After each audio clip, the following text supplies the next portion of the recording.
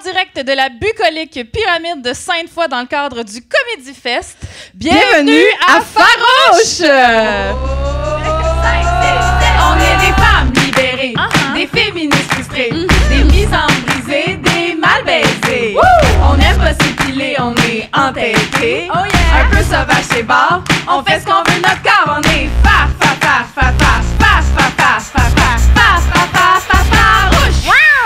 approche-toi pas.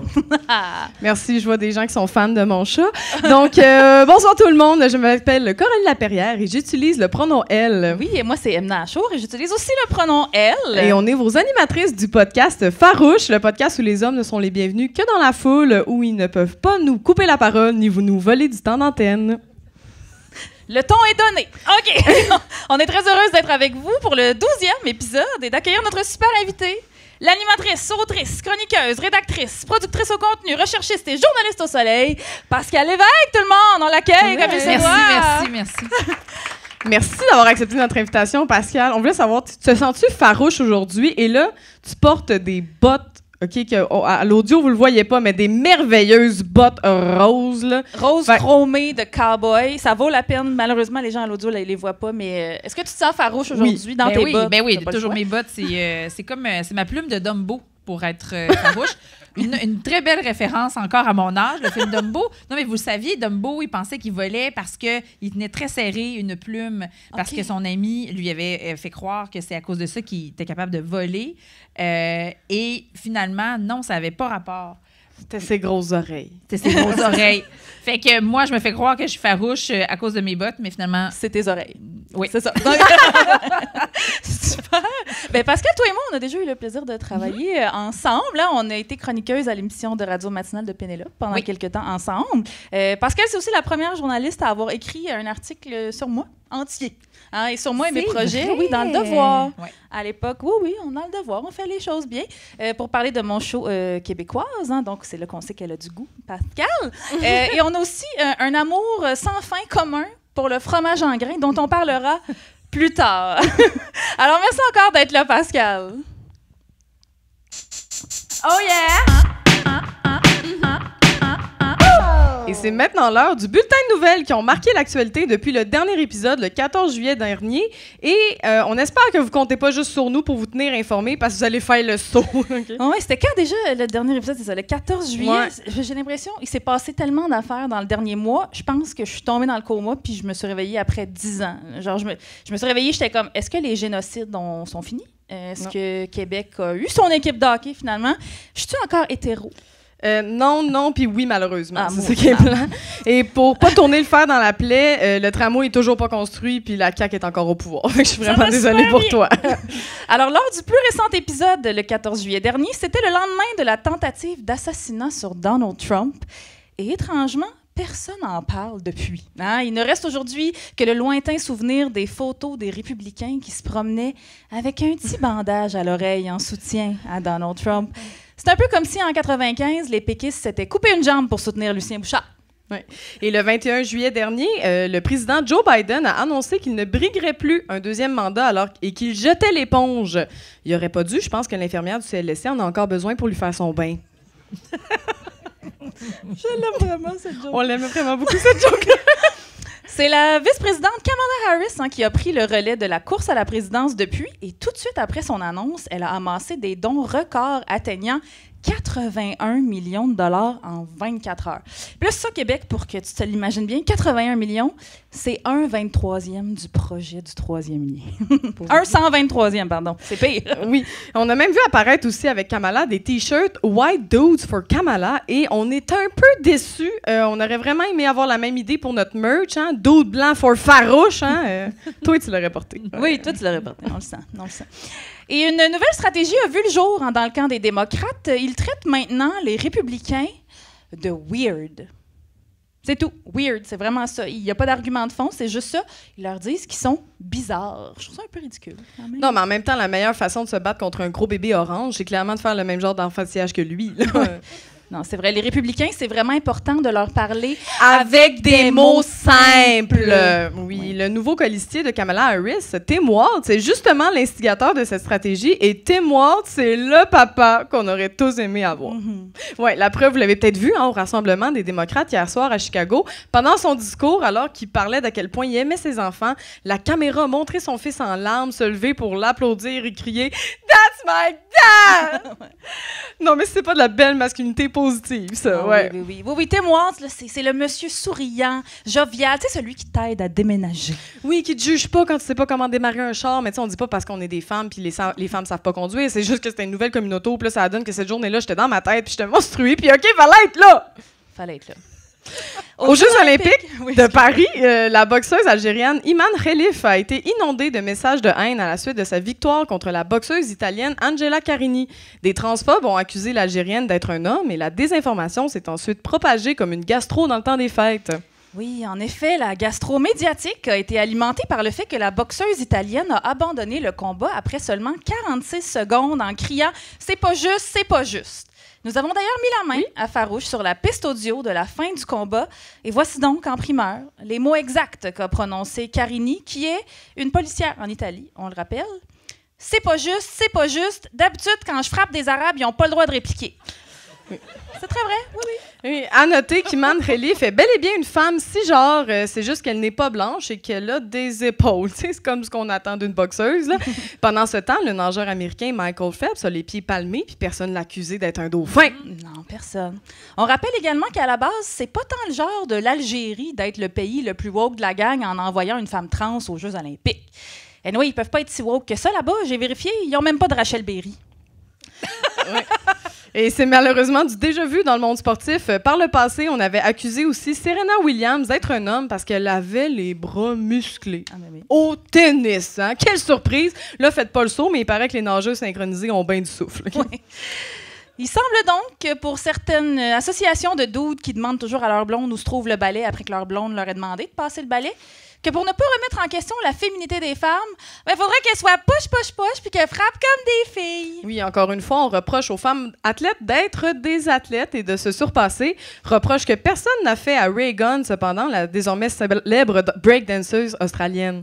Oui. Ça, personne ne lui a dit qu'elle était trop Non, bonne. on se rappelle du move de kangourou. Par voie de communiqué, les communautés racisées à travers le monde ont d'ailleurs déclaré à ce sujet « C'est ça que ça donne quand vous passez votre temps à coloniser au lieu d'apprendre à danser. » Céline Dion, maintenant, c'est la nouvelle Céline Dion. La chanteuse québécoise a ému le monde entier lors de la cérémonie d'ouverture des Jeux de Paris en interprétant l'hymne à l'amour d'Édith Piaf, une toune qu'on a maintenant dans la tête pour les 8 prochaines années. Oui, le ciel bleu sur nous peut s'effondrer. Et là, bon, OK, une autre nouvelle par rapport à Céline maintenant. Oui, on a 2 nouvelles sur Céline, on s'en fout, c'est notre podcast, on fait ce qu'on veut. Anyway, de quoi voulez-vous qu'on parle d'autre? De la course à la chefferie du Parti libéral? Plate? Non, mais t'as pas vu que le dernier à avoir annoncé sa candidature, c'est le PDG sortant de la Fédération de la Chambre des commerces du Québec, puis il y a un autre personnage de méchant pour enfants. Mais là, voyons, c'est quoi? C'est-tu genre Robert Gros-Billet-Vert? Non, presque. Monsieur Trillion? Tu brûles. Mais là, c'est quoi d'abord? C'est Charles Milliard. Bon. Bref, Céline. C'est qui? On sait. Oui, c'est qui? On sait, sait c'est pas. une bonne question. Bref, Céline Dion a récemment critiqué l'utilisation de sa chanson My Heart Will Go On lors d'un rassemblement de Trump. Et pour des raisons évidentes, les républicains n'ont pas demandé le consentement de l'artiste parce qu'on sait bien que le consentement, c'est woke. Ouais. L'équipe de Céline a d'ailleurs signé le message d'indignation qu'ils ont publié sur Instagram avec vraiment cette chanson-là. Alors que pourtant, rien ne représente mieux la campagne de Donald Trump qu'un bateau qui coule. Parlant de bateaux qui coulent, du côté de l'urgence climatique maintenant, l'été 2024 bat toujours des records et les experts en climatologie s'entendent encore une fois pour dire que... Oui. En effet, les catastrophes s'accumulent alors que Jasper, en Alberta, se relève tranquillement après que 30% de la ville a été détruite, avec des dommages évolués à plus de 300 millions de dollars. Le chef conservateur, Pierre Poilievre, en a profité pour faire une conférence de presse et a réitéré son appui à ne faire absolument fucking rien contre le réchauffement climatique. Et au Québec, on peine toujours à se relever du reste de la tempête débit. François Legault s'est engagé à élargir l'aide aux sinistrés et à rembourser les tables de ping-pong inutilisées dans les sous-sols de banlieue. Oui, très important. Le premier ministre du Québec a également promis des engagements importants à long terme pour lutter contre le réchauffement climatique et s'assurer d'une résilience pour toutes. Non, c'est pas vrai, il n'y a pas de ça. non, je pense même pas qu'il sait ce que c'est. Résilience. Bon, ben, en fait, je pense que François Legault pense que le mot résilience, c'est le nom d'une compagnie minière suédoise à qui il donnerait la permission de détruire les cours d'eau. Oui, ça sonne comme ça. Vous vous sentez peut-être impuissante face au génocide en Palestine, la gang? Eh bien, n'ayez crainte, parce que dès 2026, le Québec pourrait avoir un rôle crucial à jouer dans la guerre en envoyant lui-même des munitions au gouvernement d'extrême droite israélien. En effet, la compagnie General Dynamics Produits de défense et systèmes tactiques serait le contracteur principal de ces obus de mortier hautement explosifs. Oui, rassurez-vous, cependant, le gouvernement canadien jure qu'il n'envoie aucune arme létale à l'armée israélienne et seulement des... attention, 2 points, ouvrez les guillemets. Seulement des armes explicitement conçues et principalement utilisées pour neutraliser ou repousser des personnes ou pour neutraliser des équipements, tout en réduisant au maximum les accidents mortels, les lésions permanentes et les dégâts aux biens et à l'environnement. Puis en plus, ces armes-là, ils font les bords de pantalon. C'est pratique. C'était une référence à Dans une galaxie près de chez vous. Je ne sais pas si vous l'avez vu. Les vrais savent. Et pour vous, oui, pardon, excusez. Ah, c'est fluide, c'est fluide. Et pour vous laisser sur une note plus positive, n'est-ce pas? La chanteuse Charlie XCX a sorti un remix de sa chanson Guess avec Billie Eilish. Oui, effectivement, la sortie du remix a provoqué une épidémie de femmes queer en chaleur. Si c'est ça l'agenda LGBTQ, en tout cas, ça fonctionne avec moi. Oh yeah! C'était ça, pour les gens qui ne nous connaissent pas, c'est ça, Farouche. Surprise! Toi, Pascal, est-ce qu'il y a une nouvelle qui est dans le bulletin ou qui n'est pas dans le bulletin que tu avais envie de parler? Là? Je sais qu'on parlait dans les loges que c'est bientôt la rentrée de la radio, un domaine que tu connais bien. Bien, c'est la rentrée de la radio, mais c'est la rentrée pour tout le monde. Puis tout le monde s'est mis à écouter les nouveaux animateurs et j'allais dire les nouvelles animatrices, mais je vais me contenter de dire les nouveaux animateurs parce que où sont les femmes? Oui. Ouais. Ouais, parce que moi, ça fait longtemps que je travaille quand même dans le monde médiatique. Ben, je travaille en presse écrite depuis quand même assez longtemps. C'est comme ça que j'ai commencé. J'ai bifurqué vers la télé puis la radio. Mais ce que je remarque et que je trouve dommage, c'est que si je voulais avoir une carrière en radio, je serais quand même assez rapidement plafonnée. Je n'aurais pas accès aux cases prestigieuses qui sont le matin et le retour à la maison. Parce que ce sont des exceptions lorsque ça arrive, lorsque ce sont des femmes qui ont accès à ces postes-là. Parce que s'il y avait proposé, par exemple, à Patrick Lagacé d'avoir ce qu'on appelle le mid-morning, donc entre 9h puis 11h30, est-ce qu'il aurait accepté? Oui. Je ne crois pas. Hein? Lui, c'est retour ou matin. OK. C'est ça. Puis là, quand on se met à analyser ça, bien, tous les matins de Montréal, ce sont des hommes. Tous les matins de Québec, ce sont des hommes. Il y a des exceptions ici et là, à Trois-Rivières notamment, mais tous les retours aussi à Québec, ce sont des hommes. À Montréal, l'exception, Annie, bon, à Radio-Canada, évidemment, mais pour le reste, les principales antennes, je dirais que je suis fière de faire partie du tiers de la population. Ah oui, hein, parce qu'on n'est pas la moitié. On n'est pas la moitié. Si on se fie aux émissions de radio, on n'est pas la moitié. On est loin, on est vraiment loin de la parité là, dans les postes. Puis quand il y a des trios qui animent au retour ou le midi ou le matin, c'est toujours le ratio, c'est ça, 2 gars, une fille. Exception Rythme FM de temps en temps, parce que c'est une clientèle, une radio qui a une clientèle plus féminine que masculine. Mais quand même, ça suppose que ça prend des femmes pour s'adresser aux femmes et des hommes pour s'adresser aux hommes. Oui, bien non, sûr. à la population, parce que les hommes, c'est la valeur par défaut, mais les oui, femmes... oui, non, non, excuse-moi. les femmes, c'est juste à Canal Vie. Après ça, on n'est plus là-dedans. Oui. Puis, tu avais réagi aussi par rapport à, en ce moment, le congédiement de Patricia Paquin. Hey, mais ça, c'est quelque chose. Elle, ça faisait 54 ans qu'elle était à Rythme FM, à Mais peu près. 1000 ans. Je pense Ouais. que c'est elle qui a construit l'antenne. Qui a mis, Qui a cloué les derniers clous de puis, finition. en plus, la Moses, elle n'a pas vieilli, pas en tout. Mais Ouais. ça, c'est un autre... Pas selon un ses autre patrons, affaire. visiblement. Mais, ouais. mais c'est ça, justement. Fait qu'est-ce que ça va prendre? Ben non. Patricia Paquin avait signé son contrat à la fin de la saison dernière pour la saison actuelle. Puis il s'est fait dire, ben rentre pas.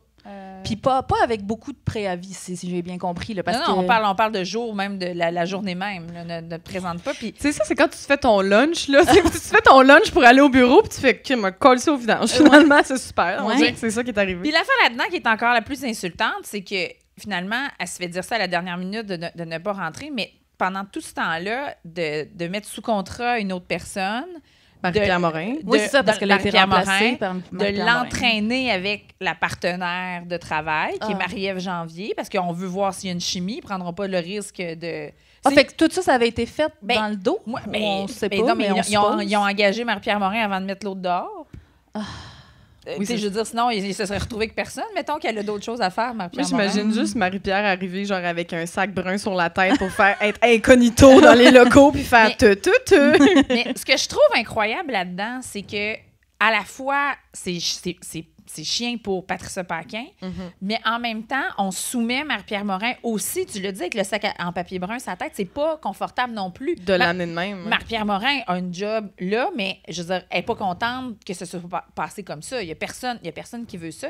Puis c'est souvent ça qui arrive dans les médias, que ce soit pour les hommes ou pour les femmes, mais ce que je remarque, c'est qu'on est interchangeable bien plus qu'autre chose. Puis on est toujours mis dans cette espèce de compétition-là. Oui. C'est parce qu'il y a une chaise de disponible, C'est ça. puis les femmes, ben, c'est la chaise musicale. Il ne peut pas en avoir deux. Il peut pas en avoir deux. Non, c'est ça. Fait qu'on met Patricia Paquin dans une situation super inconfortable, puis on met Marie-Pierre Morin dans une situation hyper inconfortable. Et la co-animatrice Marie-Ève Janvier, même chose. Ouais.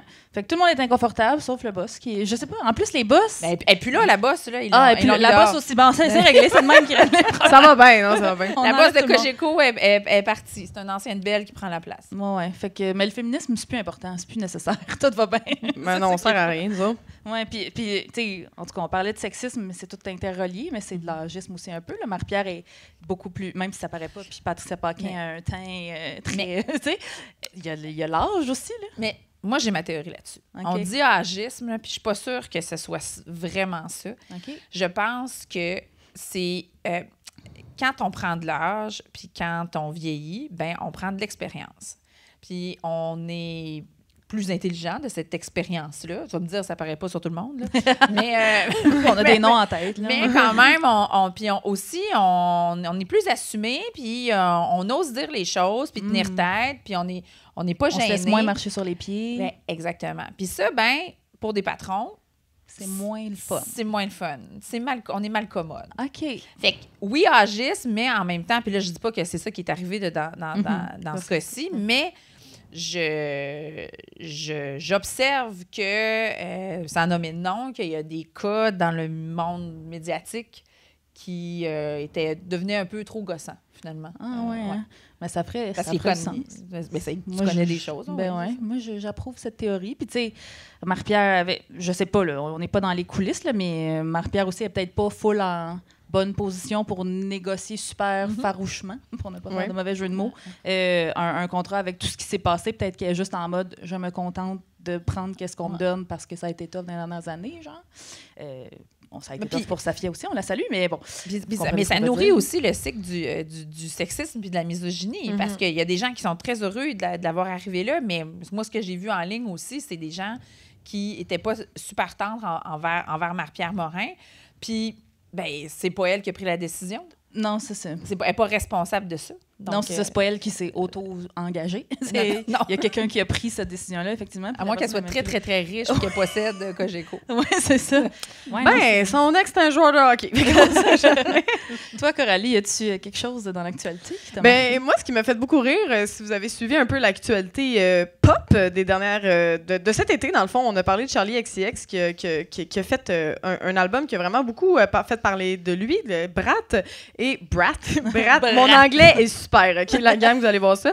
Puis, elle a tweeté, dans le fond, quand Kamala a sorti pour dire qu'elle se briguait la présidence, elle a tweeté que Kamala était brat. Okay? Et là, ça a vraiment comme enflammé la tweetosphère, comme on dit. Et maintenant, on appelle aussi son colistier, Tim Walz. Maintenant, le monde a commencé à l'appeler le Midwest Princess, qui est le surnom qu'on donne à Chappell Roan en ce moment, qui a fait un tabac en ce moment avec son single qui est sorti Good Luck Babe. Fait que là, maintenant, c'est drôle parce qu'aux nouvelles, maintenant, il explique, il y a des animateurs qui expliquent aux gens plus vieux ça veut dire quoi brat, puis c'est qui Charlie XCX, puis pourquoi Kamala est brat, puis pourquoi Tim Walz c'est un Midwest Princess, puis pourquoi c'est nice, parce qu'ils s'en vont vraiment chercher le vote des jeunes. Fait qu'il y a quelque chose de très drôle en ce moment où Internet est en train d'avoir une espèce de narratif complètement différent de on l'aime Kamala, il y a comme une espèce d'effervescence dans l'air de comme première femme présidente, première femme non, comme on est vraiment excité de ça, et aussi on est excité de Tim Walz parce que c'est vraiment un beau papa. Il a vraiment l'air fin. Tu veux dire Coach Waltz? Coach Waltz, Oui, c'est vrai, on l'appelle Coach Waltz. Qui a été enseignant, là, pas une minute, là, mais pendant plusieurs années, puis qui était entraîneur de l'équipe de football, puis qu'il a fait du travail supplémentaire pour être entraîneur d'une autre équipe dans la communauté pour faire des sous, pour pouvoir payer les lunchs. J'ai tout écouté la convention. Oui. Mais c'était quand même assez impressionnant. Puis tu parles de la génération Z, là? Oui. Ben, ça marche au bout parce qu'il y avait la nouveauté cette année, c'est qu'il y avait beaucoup d'influenceurs qui étaient invités pour la première fois, dûment accrédités pour participer à la Convention démocrate. Il y en a aussi chez les républicains. Les réseaux sociaux vont jouer un grand rôle dans cette sélection-là. C'est surtout que t'invites des gens qui ont, je vais le dire en anglais parce que je suis pas à Radio-Canada, mais qui ont un reach. Qui ont un reach de millions de personnes puis qui s'adressent directement à eux sur les enjeux qui les intéressent. Tu as autant des gens qui s'intéressent qui font beaucoup de vidéos sur l'immigration, mais il y en a d'autres qui font ça sur les droits reproducteurs. Fait qu'eux, ils ont leurs millions de suiveurs. Puis ils sont là, puis ils sont pour Kamala. Fait que t'invites 200 personnes avec des millions d'abonnés qui sont de son bord. Fait que dans le fond, c'est de la publicité gratuite. Ben oui, tu rends ça cool, tu rends ça bright. Oui, il y a eu Megan Stallion. Megan Stallion, Stallion, en tout cas, Megan, on est chummés, moi, puis Megan. Puis elle était là aussi, puis si vous la connaissez pas, c'est elle qui est l'autre rappeuse avec Cardi B dans WAP. C'est comme son sosie, genre. Oui, ils s'en ressemblent quand même un peu, mais elle est connue pour faire un c'est comme ça, c'est son bruit vraiment qu'elle fait. Puis elle a une vidéo comme avec ton chat. Oui, c'est ça ressemble un peu à mon chat du début. Puis elle a une vidéo avec Kamala qu'elle dit comme hey, tout le monde, on vote pour Kamala. Ça fait beaucoup rire qu'on soit comme rendu là en politique parce que autant que t'as Trump qui dit genre n'importe quoi, là, il a pété une fuse, qu'on est aussi de l'autre bord du spectre en étant comme yes, les jeunes, yo, les jeunes, on va voter pour une femme de 59 ans, les jeunes. Puis il y a quelque chose qui me fait rire là-dedans. Je pense que c'est leur seule là. chance de battre Trump, parce que là, il y a tout ce nouvel électorat-là qui arrive, qui est sur TikTok, qui est sur... Fait qu'ils ont vraiment ciblé ça. Là, puis il y a eu, avant qu'on écrive tout ça, il y a 2 jours, dans le fond, 2-3 jours, Taylor Swift, dans le fond, Donald Trump a retweeté, sur Truth Social. Hey, le monde, il rit de mon anglais. Ils sont comme, c'est qui, elle, tabarnak? Peut-être fait l'école de l'humour, mais elle n'a pas fait son anglais. Parce que partagé sur son réseau social. Sur le réseau social Truth Social. Voilà. Il a partagé, dans le fond, un post où il y a quelqu'un qui a fait en AI Taylor Swift qui disait « Taylor Swift veut que tu votes pour Donald Trump ». Et là, il a fait utilise son image sans son consentement, encore une fois. Avec l'intelligence artificielle, c'était quand même bien fait. Là. Oui, c'est ça. Fait que c'est fou que d'un côté, t'as comme justement les influenceurs puis des vedettes qui appuient Kamala, puis là, la gang de Donald Trump capote tellement qu'il va falloir qu'il fasse Taylor Swift en AI pour essayer que les Swifties votent pour lui. On est dans un beau moment, je trouve, culture pop et culture politique en même temps. Je veux dire, je sais pas. Moi, j'ai jamais vécu ça. Je pense, I guess que j'étais pas née, mais en 95, quand les colocs, peut-être que ça faisait ce genre d'affaires-là. Mais là, c'est la première fois que je vois la politique puis la culture populaire être genre se parler de même. Dédé Fortin était un TikTok dont on l'avait à notre pays. Non, mais Dédé Fortin, il a fait la sortie d'Atrostomique la journée du référendum. C'est vrai. Fait que c'était la façon de l'époque. Oui, puis il pleurait, puis il était triste, puis tout ça, parce qu'il pensait qu'on allait avoir un pays. Oui. Mais, non, mais moi, je l'ai vu la soirée, mais la culture pop a toujours été interreliée avec la politique. La preuve, ils ont élu les Américains Ronald Reagan, qui est Oui, qui est c'est un vrai. comédien. Mais ça a toujours fait partie. Puis comment ils ont aussi organisé l'image de Kennedy, c'est la même chose. Mais ça fait un bout. Mais il y a toujours eu. Ouais. C'est parce qu'à chaque époque, il y a sa culture pop, puis Ouais. c'est les médiums pour C'est ça. véhiculer cette culture pop-là. Fait que ça se faisait d'une manière avant. Tu sais, je veux dire, mettons, là, on se remet dans les années. Mettons, on est en 1980, là, mettons. J'étais née, j'avais 1 an. Il y a eu un référendum, Ouais. puis, tu sais, les artistes étaient C'est super impliqués, ce qu'on trouve, ce que les péquistes trouvent maintenant très difficile parce qu'il n'y en a pas un Moses qui veut embarquer Oui. dans le. Ils sont fâchés contre Émile Bilodeau. Là. Ben, oui. oui, non, mais je veux dire, c'est ça. Puis quand Québec solidaire est arrivé, c'était comme une voix. Ah, mon Dieu, les artistes se sont donné la permission d'embarquer dans le politique. Mais c'est parce qu'il y avait beaucoup de valeurs qui étaient véhiculées, qui étaient même des combats qui étaient menés en parallèle par les artistes qui étaient ceux aussi de Québec solidaire. Mais la culture pop évolue, puis en même temps que la politique évolue, puis ils se suivent tout le temps. Tu as besoin d'être endossé. D'ailleurs, c'est Oprah qui a fait élire Obama. God bless. God bless. Et merci, mesdames, pour ce merveilleux tour de table de l'actualité. Oh yeah! On est toujours à Farouche. Oui, le podcast où on charle sur la CAQ, le patriarcat, puis la CAQ. Coralie t'a dit 2 fois la CAQ. Ouais, c'est parce qu'on en parle vraiment beaucoup. C'est vrai. C'est maintenant le moment du podcast où on pose des questions plus spécifiques à Pascal pour apprendre à mieux la connaître et à savoir comment se manifeste son féminisme au quotidien. Ah ouais? Oui, c'est là que ça se passe. C'est là que ça se passe. Ça paraît pas, mais c'était là. Puis, donc, Pascal, tu as amorcé ta carrière en presse écrite. Tu as ensuite fait de la chronique à la télé, à la radio. Tu es retourné récemment à tes anciennes amours, hein, le journalisme, à la Ville de Québec. Comment tu exprimes ton féminisme dans ta vie professionnelle? Ben, je suis toujours fâchée. C'est un bon... Oui, c'est très bon. Ça part bien. Non, mais en fait, d'exprimer son féminisme dans la vie professionnelle de journaliste, là, je suis reporter, je suis pas chroniqueuse, Ouais. je prends pas parti quand je fais mes reportages au Soleil, mais une bonne manière de le faire, c'est toujours de penser à être paritaire dans les intervenants que je vais chercher. La réalité, c'est que si la personne ne répond pas au téléphone, mais j'ai un deadline, ben Je vais prendre la personne je vais qui va prendre la répondre. personne qui est là, mais c'est d'avoir ce souci-là dans la pratique aussi du métier. Puis c'est toujours d'avoir aussi en tête l'angle féministe dans la couverture d'un sujet parce qu'on y pense pas. C'est comme un angle mort autrement, mais tu sais, il y a un reportage qui va probablement sortir demain ou en fin de semaine là, sur une compagnie de... Là, de toute façon, c'est pas grave, ça va être passé. Fait que ça va être dans le Soleil, je cherchais mon nom, puis la compagnie Inodal. Bon, mais tu sais, je veux dire, j'ai posé la question, comment ça se répartit? Ben 75% de femmes dans l'entreprise. C'est quand même... C'est pas tout le monde qui aurait nécessairement posé ces questions. Non, mais c'est important de le faire parce que, tu sais, mais supposons qu'on traite de sujets scientifiques, là, tu sais, que Ouais. des gens qui œuvrent dans le génie ou dans la science ou la microbiologie, ou etc. Ben, tu sais, de poser la question, puis que ce soit écrit dans le journal, puis que ça amène la personne à s'exprimer. Hey, c'est le fun cette année, on a eu plus de stagiaires femmes, c'est bon signe. On fait des contrats avec pas des contrats, mais on fait des ententes avec l'université. On essaie d'aller chercher le plus possible de talents féminins pour équilibrer nos équipes.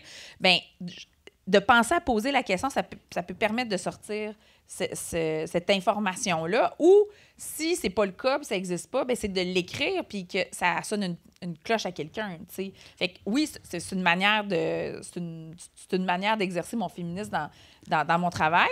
Puis l'autre manière, ben c'est au jour le jour, dans le quotidien, dans des réunions, tout ça, c'est de pas me faire mansplainer. Ah oui, toi, tu laisses pas ça Toi, passer. tu laisses... C'est quoi ta réaction quand, mettons, quelqu'un te coupe la parole? Est-ce que tu continues? Tu dis, est-ce que tu m'as coupé la parole? C'est quoi ta réaction quand un gars te coupe la parole? Tu parles plus fort. Ouais, moi, je coupe la parole. Je suis Ah. capable de couper la parole, puis je suis une bonne débatteuse. T'sais. Fait que moi, je veux avoir raison. Bon. Mais c'est pas important d'avoir raison. C'est une erreur de penser ça. L'idée, c'est de faire entendre ses idées, de se faire une tête après, puis de peut-être changer d'idée ou de renforcer sa position. Mais moi, là, depuis toujours, me faire mansplainer, là, ça m'enrage. Puis dans plusieurs équipes de travail dans lesquelles j'ai été, j'ai le don de spotter. Ah ouais, hein? Le mansplainer? Oui, mais il m'aime pas non plus. Ouais. Il y a quelque chose de dérangeant, mais je peux pas m'empêcher. Ouais. T'as-tu un exemple, mettons, d'une situation où est-ce que tu t'es clairement fait mansplainer? Là, une bonne anecdote à nous raconter là-dessus. Ah, ben dans mon syndicat de copropriété. Ils sont partout, ma foi. Mais c'est là qu'ils sont, je pense. C'est là qu'ils habitent, les mansplainers, dans les syndicats de copropriété. Mais, tu sais, je dirais, bon, histoire courte, longue, mais on veut faire électrifier le garage. Fait qu'il y a une première réunion, une deuxième réunion, une troisième réunion. Finalement, le projet finit par passer. Rien n'était moins clair dans le projet, mais on pose des questions. C'est ça qu'on fait dans un syndicat de copropriété. Puis, à force de poser des questions, c'est mon métier, on rend compte que c'est toujours au conditionnel. Hein? Ben, je sais pas. Ils vont probablement faire ça. Et là, ça veut dire que si ces détails-là sont pas attachés puis que tu es au conditionnel, c'est parce que moi, mon 10 000 $, il est au présent. Là. Il est pas...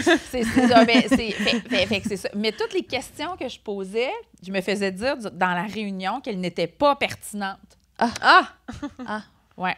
Et le projet étant accepté, nous avons un Facebook de copropriété. Et ça, c'est le fun. Les groupes Facebook, c'est tout le temps le fun. C'est toujours bien drôle. Alors, pour le financement du projet, donc, c'est un projet qui nous coûte quand même des bidous à chaque copropriétaire. Fait que c'est pour ça qu'il y avait des réunions, tu sais. Puis c'est un gros montant à donner rapidement, je vais le dire. C'était 6 000 $ en même pas 3 mois.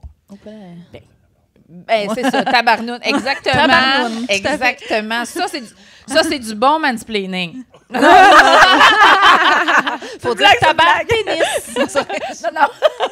Fait que j'ai il y a des programmes de financement qui sont accessibles pour pouvoir le payer à l'année, mais finalement, je me rends compte que la personne dit non en écrivant sur à l'administrateur. Puis je suis pas toute seule, il y a une autre personne, puis une autre personne, et là, on se parle entre nous. Fait que là, j'écris sur le Facebook de copropriété sous un statut que rien n'est moins sûr quand tu as la possibilité d'avoir du financement pour de pouvoir étaler les paiements. Puis je me suis fait le mansplainer en chef. Il t'a trouvé. Dans l'ascenseur, puis il m'a dit « Vous, là, je veux vous parler. » Mon doux. Puis là, il m'a expliqué devant tout le monde pourquoi j'aurais pas dû écrire ça. Est-ce que tu as humilié l'homme, son ego? C'est ça qui est arrivé. Je comprends, il a travaillé là-dessus super fort. Ben oui, mais il était pas obligé, puis là, nanana, mais je veux dire, à un moment donné, tu peux pas pogner quelqu'un dans l'ascenseur de même. Ben non, c'est de l'intimidation. Ben c'était ça. Ce qui est fou, c'est qu'à Farouche, on a parlé de gros sujets de violence conjugale. Mais je pense que le pire, c'était vraiment le syndicat de copropriété. Là, ça touche une corde sensible. On va mettre un trigger warning. Je pense avant, on va être comme si jamais vous avez des mauvaises expériences en syndicat de copropriété. Faites attention à ce segment. Sérieusement, je pense qu'il y a personne qui a des bonnes expériences en syndicat de copropriété. Puis oui, c'est un gros sujet. Je suis d'accord. Moi, je suis sur le CA. Fait que t'es la mansplainer. Moi, je suis la mansplainer. La mansplainer. Moi, parce que j'ai envie de t'amener complètement ailleurs. Quoique tu pourrais me reparler de condo, il n'y a pas de souci, mais moi, je veux, parce qu'on est des humoristes, n'est-ce pas, Coralie et moi, en route vers mon premier gala. Ouais! Cette émission qui était un concours, une espèce de télé-réalité qui a commencé en 2008, si je ne me trompe pas. Puis toi, tu as été juge sur cette émission-là en 2008 et 2009, les 2 premières saisons. On a beaucoup de questions. OK, oui. Vas-y faire. Qui était, il faut quand même que je précise, parce qu'il y avait une émission américaine qui existait avant ça, qui s'appelle The Last Comic Standing. Ah oui. Ouais. Fait que c'était un concours. Là, il y avait des auditions, puis après ça... C'est American Idol, mais tu sais, avec des gens qui comptent des blagues. Exactement. Beaucoup d'hommes. Puis que c'est pas grave s'ils fausent à ce moment-là. C'est ça. C'est pas grave, ils sont pas drôles non plus. Ils sont pas drôles. Et moi, je me suis tapé, je pense, toutes les en route vers mon premier gala que j'ai pu trouver sur YouTube et te contenant. Et bon, c'est plate pour les gens à l'audio, mais voici la face de Pascal pendant la majorité des sketchs d'hommes pas drôles.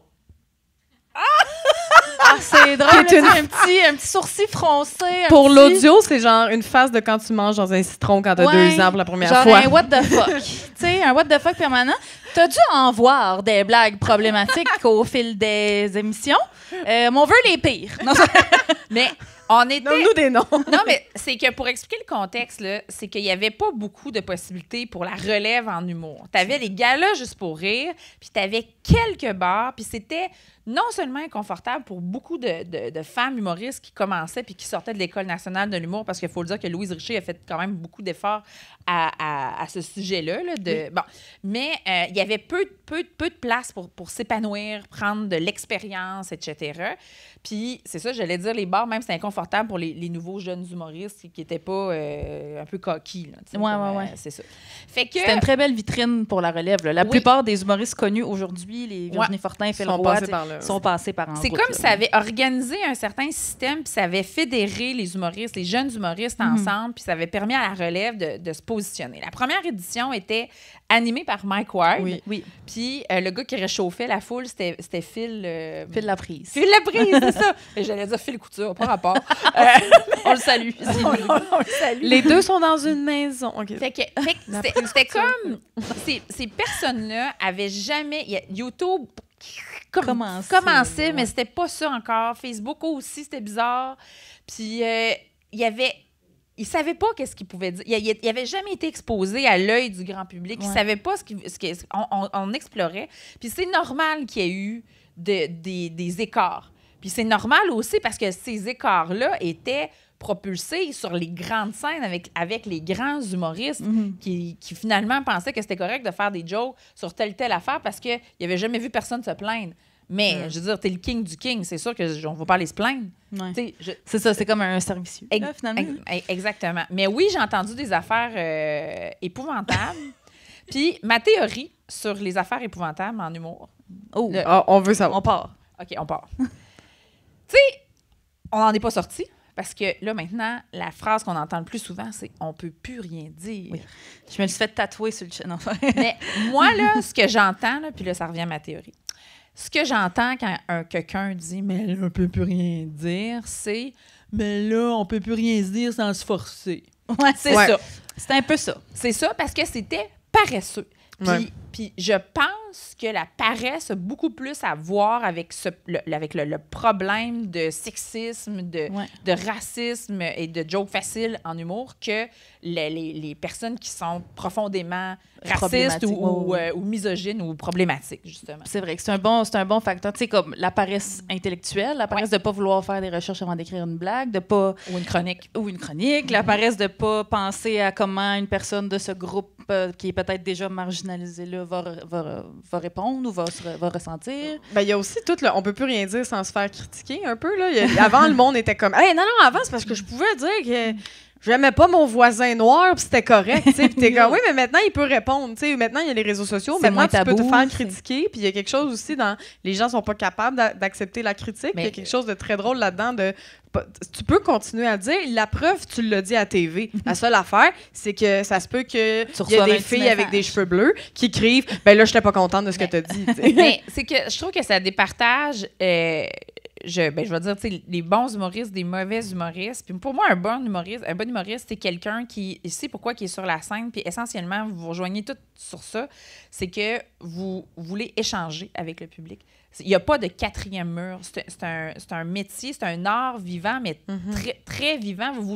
Non seulement vous nourrissez des rires, mais vous devez prendre ce que le public vous donne, ce partage-là. C'est le kombucha des arts vivants. Non, mais exactement. Non, mais je veux dire, c'est une super belle métaphore. C'est qui le champignon? Mais bref, tu sais, fait que quand on a cette ouverture-là, on est capable de s'ouvrir à la critique. Puis quand on est fermé, mais ça montre que tu es là pour faire ton show puis briller. Puis ça, c'est une mauvaise utilisation du micro, je trouve.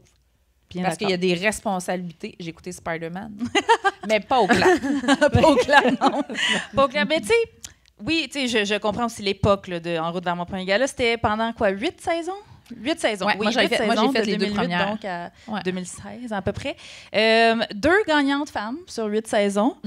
Très peu de finalistes femmes, selon Wikipédia. Hein, peut-être qu'il y a des petits écarts. C'est quand même mieux. 8 saisons.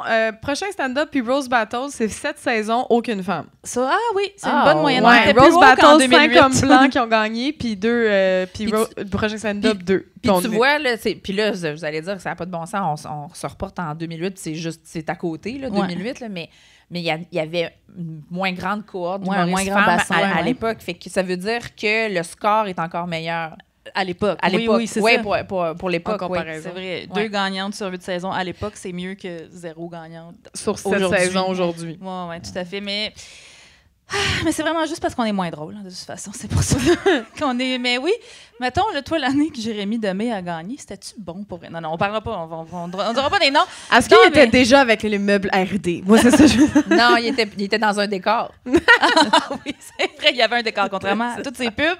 Oui, mais c'était une belle. En tout cas, ben Coralie, toi, t'as fait le prochain stand-up, Oui. qui est comme l'espèce de version moderne, mais pas moderne parce qu'il n'y a pas de filles qui ont gagné Oui. du prochain Ah, stand-up. oui, le dernier prochain stand-up. concours. Ben oui. Oui. Télé-réalité qu'il y Ouais. a eu à nouveau il y a quelques années. C'était comment, Coralie, le prochain stand-up?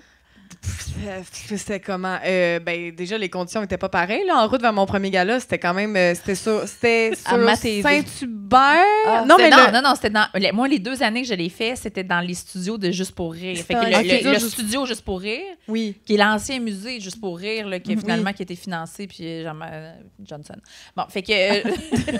Tout le monde a compris. Il y a des gens qui suivent l'actualité. Non, mais c'est parce qu'il y avait eu des fonds là, pour ce musée-là, puis là, c'était comme pas clair. Puis il y a eu puis- de la petite corruption. T'es-tu en train de me dire qu'un Mais- empire géré par Gilbert Rozon était pas neat? Non, mais c'est juste que je pense que ça a été mal géré, mais c'est pas Ok. grave. Moi, j'étais allée l'année du musée, puis j'avais bien aimé ça. OK. Mais bref, on tournait là, puis c'était comme genre, tu sais, ça tenait avec des cintres, là. Je veux dire, c'était vraiment. Mais au moins, c'était Ben, pas en pandémie. Mais comme Coralie. c'est revenu à ça parce que le prochain stand-up, c'était dans les studios Juste pour rire. Ah ouais? Oui, puis Oh. on était en pandémie, il y avait le monde avec leur masque et on était à 2 mètres de distance, puis c'était En je pense après-midi, en non? après-midi. On a tourné ça à 13h. C'est comme, c'est du monde, puis là, il y a un monsieur qui dormait, moi, pendant le show. C'était vraiment, oh, puis pas pendant moi, là, mais pendant juste, il dort. Puis il a fait sa sieste. C'était quelque chose, puis moi, j'ai été sauvée à la première ronde et à la deuxième ronde, j'ai fait un numéro et on m'a dit, on veut que tu parles de toi. Fait que là, j'ai parlé de féminisme. On m'a dit, non, ça, finalement, c'est trop féministe. J'étais comment c'est le fun. Parle pas de toi, Je suis finalement, vraiment parle pas de toi. contente d'être ici. Fait que oui, la game a vraiment changé, mais je trouve ça drôle que tu dises justement, ça me fait capoter qu'il y a de moins en moins de gagnantes de ces concours-là d'humour aujourd'hui, alors qu'il y en avait beaucoup plus à l'époque où on disait que justement, il n'y avait pas de femmes. Fait que ça, il y a comme une espèce, je sais pas si c'est le fameux backlash masculin, mais il y a de moins en moins de ces femmes-là qui brillent dans ces concours-là qui avant, tu sais, mettons, je me rappelle que quand Virginie Fortin a gagné, Virginie et Mariana Mazza, qui était la deuxième, ça a été une espèce de vague, là, qu'on était comme « Oh my God, il y a 2 nouvelles filles en même temps au Québec, en humoristes au Québec qui vont briller. » Et ça fait longtemps qu'on n'a pas vu ça, je pense, 2 d'une shot de même. Mais Ça arrive. mais ça veut peut-être juste dire que c'est plus la manière d'éclore. Je pense que ça se fait Aussi, d'une autre complètement. façon. Là. Comment ils s'appellent voyons, j'ai l'air d'une vieille personne. je parle comme ma mère parlait. Voyons, tu le sais. Là, Lui avec les tu yeux, m'as là, réalisé, ouais. les yeux. Elle parle. Mais non, les deux filles là, qui imitent là, des Top G, là, puis des... Pascal Marino Marino, et oui. Marie-Alice Saint-Vincent. Bon, oui. ben, c'est par là que ça passe. Par les réseaux sociaux. Ouais, les réseaux maintenant. sociaux beaucoup, encore une Moi, fois. je ouais, trouve, TikTok. moi, je trouve, pour avoir du vécu en humour, que, ben, comme critique, là, pas comme personne drôle, là, parce que je me suis fait dire t'es pas drôle, tu devrais pas être critique. Ah ouais, c'est le même, ça marche. Ben oui, c'est Tout ça. le monde sait ça. Mais je trouve que c'est par là que ça passe. Puis il y a beaucoup de femmes. Je suis vraiment contente de voir à quel point ça pousse. Là. Tu sais, comme, c'est beaucoup mieux que c'était quand moi, là, j'ai commencé à être critique d'humour. J'étais arrivée au Journal de Montréal, il était en 2003, il y a 20 ans. C'était pas ça, là. J'allais au studio Juste pour rire, là, puis c'était tu sais, t'avais le off Juste pour rire avant ZooFest, là, avant que ZooFest arrive. C'était juste des shows de chums de gars, là, tu sais. Ouais. Le show absurde, c'était juste des gars. Le show 3X, c'était juste des gars. Ouais, c'est vrai, ça a vraiment changé. C'est pas du tout à Comédia l'année passée qu'il y a eu un gala sans femmes. Mais tu sais, non, là, je suis salty, là, mais oui, Mais effectivement, ça il y a aussi, plein de choses qui ont changé. Non, mais je vais le dire, mais ça, c'est de la paresse aussi, Oui, Amina, ouais, parce ça, je suis que d'accord. les femmes sont là. On C'est n'a ça. plus d'excuses pour dire j'en trouve pas. Puis je les ai appelés, puis ils ont dit non. Puis c'est pas vrai qu'ils ont appelé. Tu sais, je veux dire, mais je vais pas blâmer une personne en particulier ou une organisation. c'est en le particulier. système. C'est le système, puis c'est général. Hey, moi, je bouquais du monde à la TV. Hey, mon Dieu, je m'excuse. Non, non, c'est un peu pour T'as été invité pour ça. Je bouquais du monde à la télé, puis c'était difficile tu sais, quand tu fais quand tu bookes un talk show, OK? Bon, t'accroches ton auditoire avec une grosse vedette. Puis après ça, tu peux mettre les fameux B, les B puis les C. Là, donc A est booké. Puis là, c'est le temps de faire découvrir. Le A te permet de faire découvrir, tu sais, comme plein de monde. Mais il y avait beaucoup moins de A femmes que de A hommes. Pourquoi? Parce que l'énergie n'est pas la même. Ah oui. On est plate, on parle de nos menstruations constamment. Ben, c'est ça. Mais je me dis, pourquoi? T'sais? Il y avait Guylaine Tremblay qui était un A. Une chance, Guylaine était là. Guylaine est encore un A. Guylaine, c'est le plus long-lasting A de l'histoire. Mais avec raison, parce qu'elle est exceptionnelle. Oui, on l'aime, Guylaine. On la salue. Elle est fine pour vrai. Ah! Ça, on est aime content ça. d'apprendre ça quand on apprend qu'une vedette est fine pour vrai. Je peux vous apprendre plein de gens. Oui, c'est ça. Oui. On n'ira pas là. Si vous restez après, là, hors d'onde, là, il y a une petite prime, on donne des noms. Tu as aussi été analyste à Big Brother. Eh oui! Pas célébrité. Il y a déjà eu un Big Brother pas célébrité au Québec. Ça a duré un an. C'était pas à cause de toi t'étais super bas. Mais ça c'était comment, ça? Je suis juste curieuse. C'est parce que je me suis développée une expertise en télé-réalité. Parce que je couvrais la télé quand j'étais au Journal de Montréal. Puis la télé-réalité arrivait. Fait que moi, j'ai comme eu une chronique sur la télé-réalité. Puis là, comme je suis devenue comme l'experte en télé-réalité. Parce que ça se peut. Oui. Hein? Il n'y a pas de saut métier. Fait que le producteur de Big Brother, j'aime ça le dire de même, Big Brother. On est à quel même niveau d'anglais que moi, c'est le fun. Air Fryer, Big Brother. Ben, ils m'ont appelé parce que j'avais fait en route vers mon premier gala. Fait que je leur ai envoyé des clips. Puis ils m'ont dit ben ça se pourrait. Il y avait déjà eu avant dans les éditions de Love Story Karine Lefebvre qui avait fait ce genre de travail-là d'analyste. Puis, moi, ils m'ont engagée, puis c'était super drôle. Là. J'ai fait ça avec un gars qui après ça, il a fait Call TV. Guillaume. Call TV. Vous rappelez-vous de Call TV? Tu sais, là, tu pitonnais là, à 2 h du matin, comme tu n'arrivais pas à aller te coucher. Puis là, c'était comme une espèce de jeu. Tu sais, trouve la voyelle dans cette affaire-là, puis tu t'appelais, tu gagnais jamais. C'est l'ancêtre des lives sur TikTok, je trouve, un peu Call TV. Miam, miam! Ping, tu sais, ça fait vraiment... C'était tellement bon! C'était tourné en Europe de l'Est, en plus. Ben oui! Parce qu'il n'y avait pas le droit de faire ça au Québec. Il y avait comme une trick dans la loi ou je sais pas trop quoi, puis il allait où tous les studios de Call TV du monde entier étaient là-bas. Fait que les gens déménageaient là-bas pour faire, tu sais, comme... C'était Guillaume Arsenault qui s'appelait le gars. Qui faisait... Il était bon! Appelle-nous, Guillaume. Oui, appelle-nous, Guillaume. De toute façon, on va aller tourner en Roumanie des émissions louches. On prendrait des extra money. Peut-être une dernière question pour Pascal, Coralie? T'en as-tu une? Mettons, parmi celles qu'on a... Pige au hasard. Je sais pas. Est-ce que tu as dû argumenter avec beaucoup de femmes non féministes dans ta carrière? Parce qu'on a l'habitude d'argumenter avec des hommes. Féministes qui nous mansplainent dans l'ascenseur. Mais mettons des femmes. Moi, je trouve ça plus difficile. Ça me fait plus de peine quand j'ai à le faire. Toi, t'as-tu eu à le faire? Mais c'est pas argumenter comme... C'est comme bizarre. C'est pas des... J'ai pas eu à argumenter avec des femmes non féministes. C'est pas mes amis. Puis quand on travaille dans un milieu professionnel, il y a comme pas personne qui s'affiche non féministe quand tu es une femme. Il y a personne qui va dire, puis surtout pas dans le milieu des médias et de la télé encore plus, qui va dire franchement les affaires. Ce qui, moi, me surpris dans un milieu où les patrons ce sont surtout des patronnes, c'est comment on peut pas dire les choses franchement, qu'il faut faire croire que c'est l'idée de la personne, qu'il faut... que c'est mal vu d'avoir trop d'idées autour d'une table parce que là, tu as l'air de tirer la couverture de ton bord. C'est toujours, en fait, tout ce que tu dis, c'est toujours mésinterprété, puis il y a toujours un biais quand tu affirmes quelque chose. C'est ça l'espèce de spectre non tangible, non féministe. Là, j'ai toujours trouvé ça un peu... c'est beaucoup moins pire dans une salle de rédaction. Ah oui? Que toi, tu as connu. Oui. Malheureusement. Tu as connu, tu étais avec des gars. Parce oui, que j'étais journaliste sportive, moi, pour les gens qui ne le savent pas, malheureusement. J'ai survécu. Merci. Mais moi, je fonctionnais très bien dans une salle de rédaction parce que c'était pas mal vu de s'affirmer le poing sur la table. OK.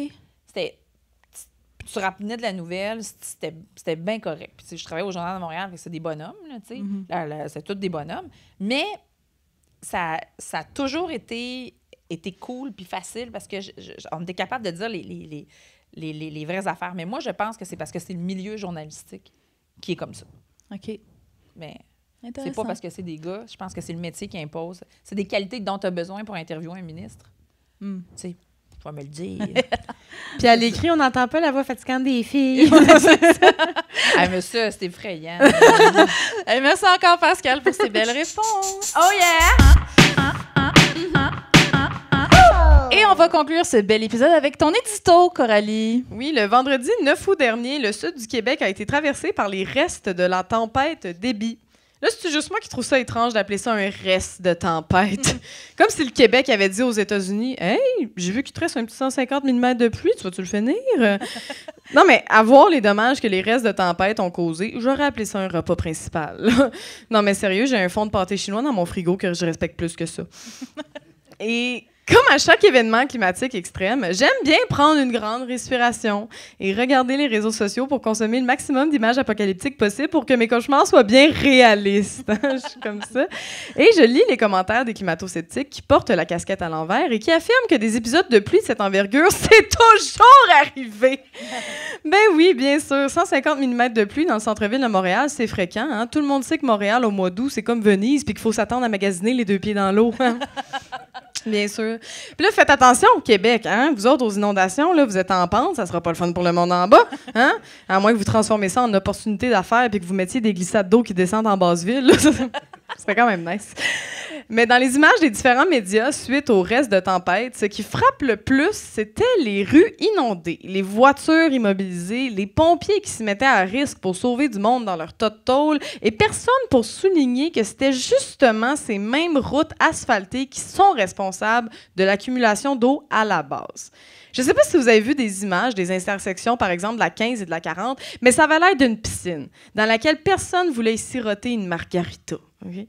Et en plus, dans ce coin-là, le problème va empirer avec le méga projet de centre d'achat et complexe immobilier, le Royal Mount. Ça, faites attention au Québec. Le Royal Mount, là, ça serait votre troisième lien. Nous, on l'a eu, c'était un projet de merde. Puis en plus, ce projet-là se vante d'être un projet écolo. Oui, écolo, parce qu'ils ont 20% plus d'espace vert que le quartier environnement. Et Dieu sait que la barre est haute quand t'es voisin d'une autoroute. Hein? Puis tout le monde sait que les écolos rêvent d'habiter à un jet de pierre d'un centre d'achat. Et par un jet de pierre, j'entends bien sûr coller des roches dans la vitre d'un Uniqlo. Et malgré l'ultra-bétonisation flagrante de nos villes, dans les commentaires sur les réseaux sociaux, toutes les madames avec une photo de profil de coucher de soleil, elles pointent les canalisations déficientes. Puis, OK, oui, peut-être ça a un lien, mais c'est aussi l'urgence climatique. Puis plus ça va, plus c'est du jamais vu en quantité de précipitations.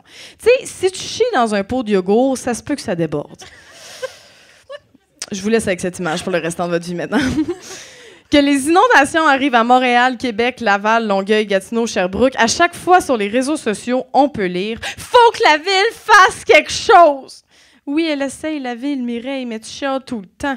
Quand la ville bloque des rues pour ouvrir puis réparer les canalisations, tu chiales. Quand tu retires des places de stationnement pour construire des saillies végétales et récolter l'eau de pluie, tu chiales. Quand elle installe des pistes cyclables pour diminuer notre dépendance à la voiture et réduire les émissions de CO2 et le risque d'épisodes d'inondation, tu chiales. Puis quand les 10 plus grandes villes du Québec ont proposé un pacte vert en 2022 pour répondre à l'urgence climatique et assurer la résilience des villes, toi, t'as voté pour le gouvernement contre. Puis là, j'ai full d'empathie là, pour les personnes qui ont vu leur maison se faire inonder puis qui ont dû faire sécher leurs décorations de Noël dans leur driveway. Mais on peut pas se relever d'un désastre climatique puis reconstruire comme avant, comme si de rien n'était.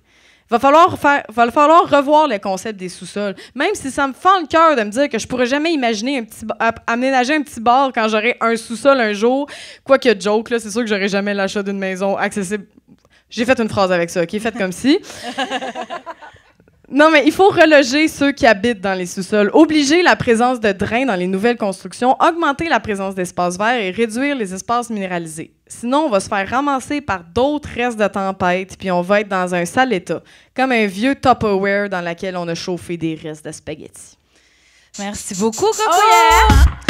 Et c'est déjà ce qui met un terme à ce fabuleux épisode spécial de Farouche spécial Comédia Fest, tout le monde avec Oui! Oh yeah! Avant de vous laisser partir, on avait quelques remerciements à faire. Merci à notre superbe invité, Pascal Lévesque. Merci au Comédia Club et la Pyramide de Sainte-Foy pour le bel accueil. Merci à Véronique Bilodeau pour le super arrangement professionnel de notre jingle. Oui, merci à Morse à la technique. et toute la gang de la salle. On peut les applaudir, oui. Merci aux fabuleuses auditeuristes qui nous écoutent. Oui, et tous nos merveilleux abonnés Patreon qui nous ont envoyé des belles contributions et nos nouvelles abonnés de 5 $ par mois se méritent un fabuleux remerciement en ondes. Oui. Donc, merci à Julie Blackburn, Sophia Benkiran, qui est la petite sœur de mon amie du primaire. Allô, Sophia? Samuel Gagnon Rebecca Jellysear. et Ludovic Fortin-Turmel. Et merci à toi, ma sister from another mother, Coralie Laperrière, tout le monde! Merci à toi, M. Night Show. Merci à vous, cher public, de vous être déplacés ce soir. On vous rappelle que à tous nos fans d'aller écouter les autres épisodes sur les plateformes de balado, sur YouTube. Vous allez trouver ça. Oui, puis on fait une petite pause de podcast en septembre parce qu'on vous prépare un super funky coup, le lancement en octobre pour la nouvelle saison. Ce sera à Montréal, malheureusement pour nos nouveaux fans de Québec. Plein de nouveautés et de surprises au rendez-vous et un after party pas piqué des verres pour les gens de Montréal qui seront sur place. Fait que surveillez nos réseaux sociaux pour ne pas manquer la vente de billets et l'annonce de nos super invités. Oui, d'ailleurs, n'oubliez pas de vous abonner à nos réseaux sociaux, Instagram, TikTok et rejoindre notre groupe Facebook Farouche le podcast. Oui, merci beaucoup. À très bientôt, la gang. Ça a été super le fun de faire cette soirée-là avec vous. On vous laisse pour une dernière fois sur notre super jingle. Essayez de clapper des mains puis de chanter avec nous. Bonne fin de soirée! Merci beaucoup! On est des femmes libérées, des féministes frustrées, des misanthropes brisées, des mal baisées. On aime pas s'épiler, on est entêtés. Un peu sauvage chez bar, on fait ce qu'on veut de notre corps. On est farouche.